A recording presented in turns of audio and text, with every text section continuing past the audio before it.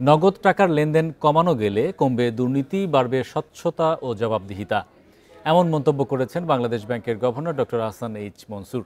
তিনি জানান, দেশে ক্যাশলেস লেনদেন বাড়াতে 2027 সালের মাঝামাঝি ইনস্ট্যান্ট পেমেন্ট সিস্টেম পুরোদমে চালু হবে। সোমবার রাজধানীর একটি হোটেলে এ বিষয়ে গেটস ফাউন্ডেশনের সঙ্গে সমঝোতা স্মারক সই করে বাংলাদেশ ব্যাংক।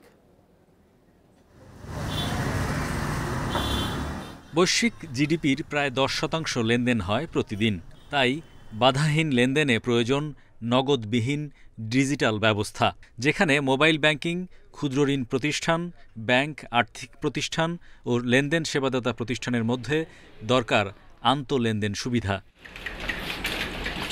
দেশে এখন প্রতিদিন 12,000 কোটি টাকার ডিজিটাল লেনদেন হয়, যা মোট লেনদেনের প্রায় 30 ভাগ।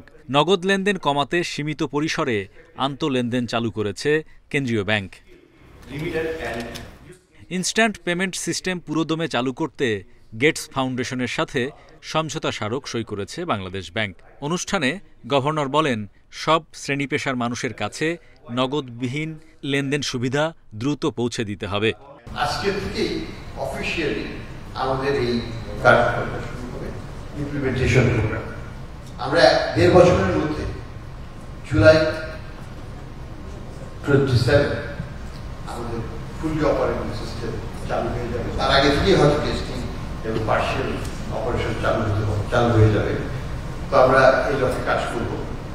আলোচকরা বলেন, ক্যাশলেস লেনদেন ব্যবস্থা বাস্তবায়ন করা গেলে বছরে 20,000 কোটি টাকা সাশ্রয় হবে।